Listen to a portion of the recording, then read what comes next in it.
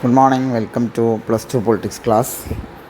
കഴിഞ്ഞ ക്ലാസ്സുകളിൽ നമ്മൾ സമീപകാല സംഭവവികാസങ്ങൾ, ഇന്ത്യൻ രാഷ്ട്രീയത്തിലെ സമീപകാല സംഭവവികാസങ്ങൾ എന്ന പാഠഭാഗത്തിലെ പ്രധാനപ്പെട്ട 5 വിഷയങ്ങളെക്കുറിച്ചാണ് നമ്മൾ പറഞ്ഞുകൊണ്ടിരിക്കുന്നത്. കഴിഞ്ഞ ദിവസം നമ്മൾ വർഗീയത, ജനാധിപത്യം, മതേതരത്വം, അതുമായി ബന്ധപ്പെട്ട് ബാബരി മസ്ജിദിനെ കുറിച്ചാണ് പറഞ്ഞത്. ഇന്ന് നമുക്ക് പറയാനുള്ളത് ഗുജറാത്തിലെ മുസ്ലിം വിരുദ്ധ കലാപങ്ങളെക്കുറിച്ചാണ്. 2002 ഫെബ്രുവരി മാർച്ചിൽ ഗുജറാത്തിൽ മുസ്ലിങ്ങൾക്കെതിരെ വൻതോതിൽ അക്രമങ്ങൾ നടന്നു. ഗുജറാത്തിലെ ഗോദ്ര റെയിൽവേ സ്റ്റേഷനിലുണ്ടായ സംഭവമായിരുന്നു സംഘർഷങ്ങളിലേക്ക് നയിച്ച പെട്ടെന്നുള്ള കാരണം.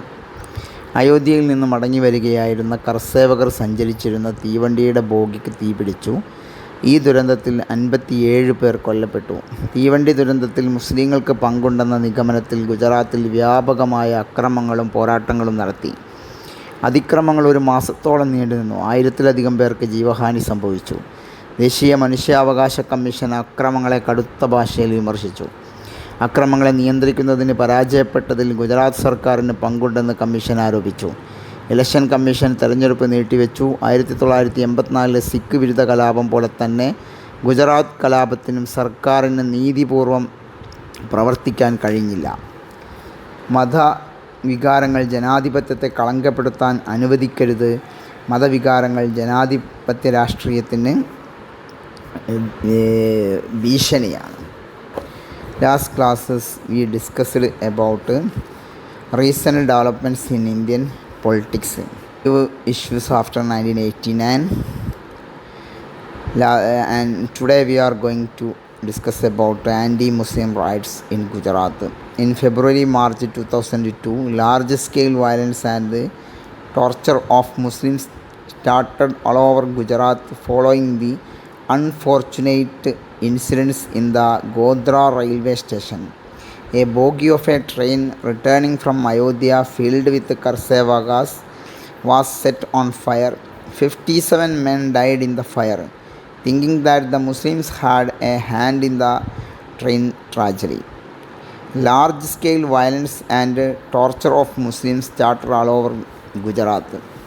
The violence continued unabated for over a month. No less than 1,100 people lost their lives. The National Human Rights Commission vehemently criticized the Gujarat government's role in failing to control the violence. The Election Commission postponed the election just as in the anti-Sikh riots of 1984. The Gujarat riots also show how the government acted in sectarian way and failed to act justly. Religious sentiments should not be allowed to taint our democracy. It is no doubt a threat to democratic politics.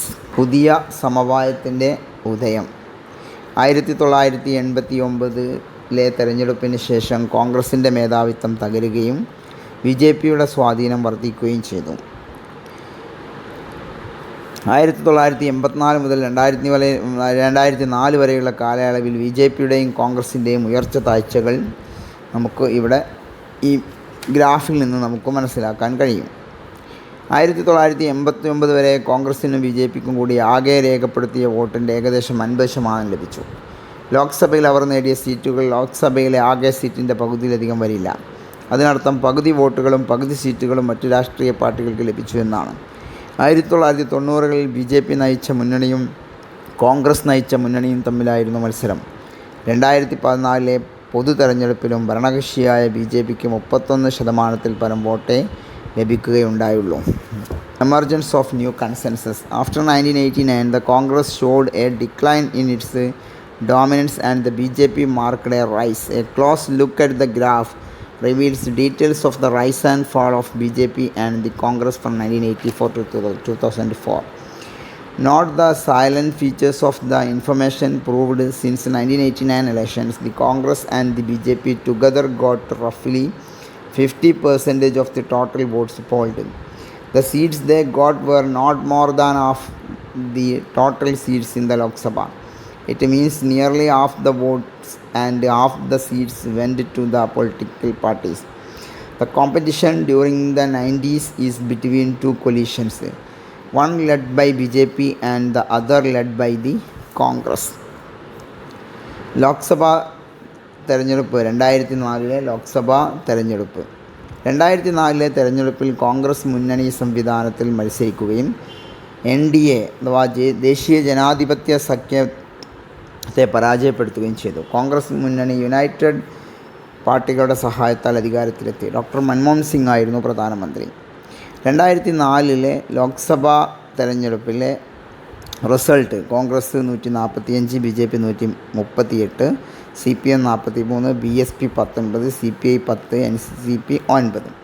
കോൺഗ്രസ്സിന് കാര്യമായ പുരോഗതിയൊന്നും ഉണ്ടായിട്ടില്ലെന്ന് തെരഞ്ഞെടുപ്പ് കണക്കുകൾ സൂചിപ്പിക്കുന്നു. ജയിച്ച സീറ്റുകളുടെ എണ്ണം കൂടി. എന്നാൽ BJPക്കും സഖ്യത്തിനും കിട്ടിയ വോട്ടുമായി കോൺഗ്രസ്സിനും സഖ്യത്തിനും കിട്ടിയ വോട്ടുകൾ താരതമ്യപ്പെടുത്തുമ്പോൾ വ്യത്യാസം നിസ്സാരമെന്ന് കാണാം. 90 തെരഞ്ഞെടുപ്പിന് ശേഷം 4 പാർട്ടികൾ ഉണർന്നു വന്നു. കോൺഗ്രസ് സഖ്യകക്ഷികളും BJPയും സഖ്യകക്ഷികളും, ഇടതു പാർട്ടികൾ, ഇവയിൽ മൂന്നിലും പെടാത്ത മറ്റു പാർട്ടികൾ. മത്സരം ബഹുമുഖമാണെന്നും രാഷ്ട്രീയ പ്രത്യയശാസ്ത്രങ്ങൾ വ്യത്യസ്തമാണെന്നുമാണ് ഇതിൽ നിന്നും വ്യക്തമാകുന്നത്. Lok Sabha election 2004. In the 2004 election, the Congress entered into coalition so that the NDA was defeated. The Congress coalition, called the United Progressive Alliance, came to power. With the support of the left front parties, Dr. Manmohan Singh was the Prime Minister.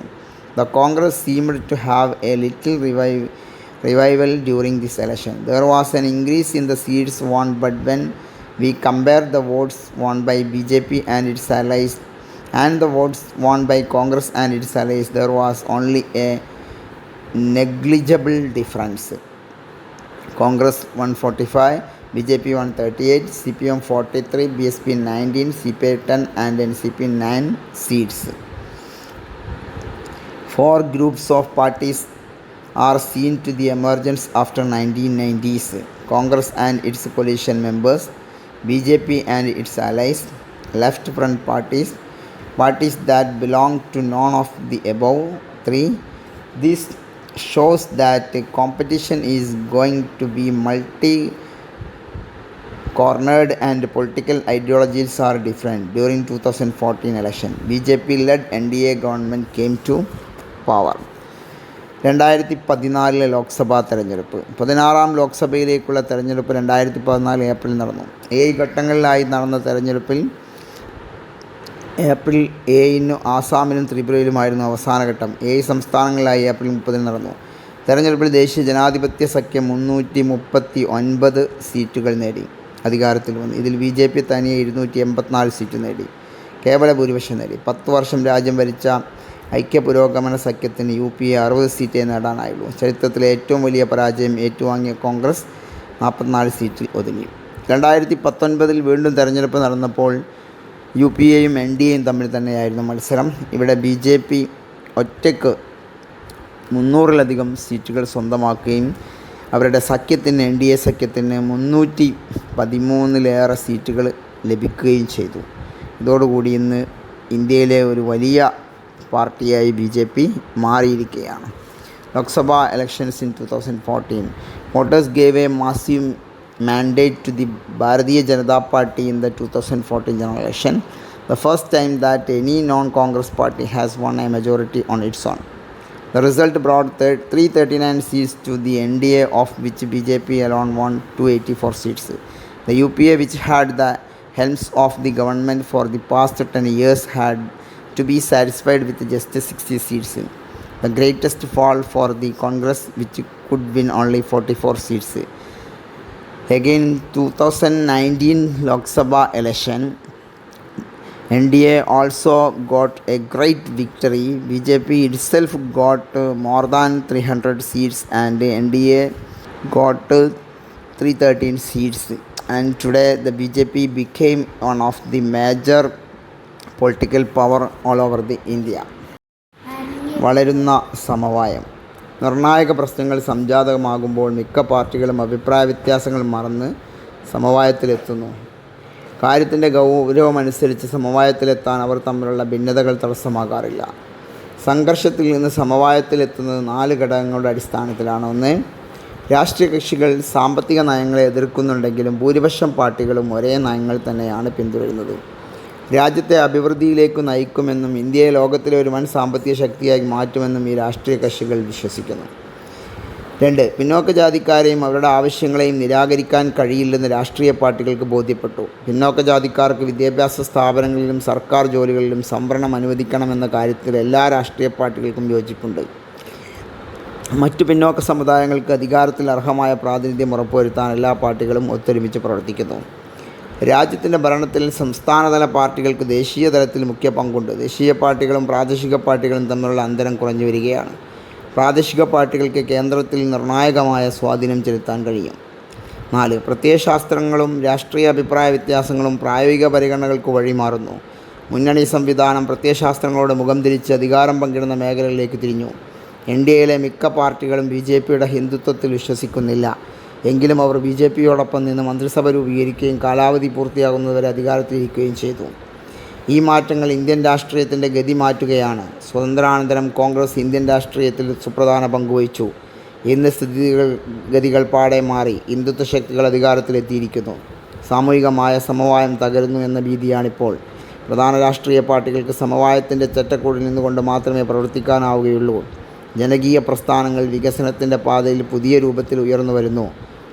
സാമൂഹ്യ സുരക്ഷയും minimum വേതനവും അവരുടെ അജണ്ടയിലെ പ്രധാന ഘടകങ്ങളാണ്. നീതി, ജനാധിപത്യം എന്നിവയെ സംബന്ധിച്ച് നാനാ മേഖലകളിലും പ്രശ്നങ്ങളുണ്ടായിരിക്കുന്നു. ജനാധിപത്യത്തിൻ്റെ ഭാവി അപകടത്തിലാണെന്ന് ആശങ്കയുണ്ട്. എന്നിരുന്നാലും ജനാധിപത്യ രാഷ്ട്രീയം ഇപ്പോഴും ഇവിടെ നിലനിൽക്കുന്നുണ്ടെന്നും നിരന്തരമായ മാറ്റങ്ങളിലൂടെ അത് മുന്നേറുമെന്നും നമുക്ക് പ്രത്യാശിക്കാം. ഇന്നുപോലും നമ്മുടെ ഡൽഹി ഇപ്പോൾ ഒരു വലിയ സമരം, നമ്മൾ നേരത്തെ പഠിച്ച ഭാരതീയ കിസാൻ യൂണിയൻ്റെയൊക്കെ നേതൃത്വത്തിൽ ലക്ഷക്കണക്കിന് ആളുകൾ ഡൽഹിയിൽ സമരം നടത്തുകയും അവരുമായി ഗവൺമെൻറ് ചർച്ച നടത്തുകയും ഒക്കെ ചെയ്യുന്നത് ഇന്ത്യൻ ജനാധിപത്യം ഒരിക്കലും അസ്തമിക്കില്ല, അത് തുടർന്ന് പോകും എന്ന കാര്യങ്ങൾക്ക് നമുക്കൊരു പ്രതീക്ഷയാണ്. തൽക്കാലം നമ്മുടെ ഈ സ്വാതന്ത്ര്യത്തിന് ശേഷമുള്ള രാഷ്ട്രീയം എന്ന പാഠഭാഗം, ആ പാർട്ട് തന്നെ ഇവിടെ അവസാനിക്കുകയാണ്.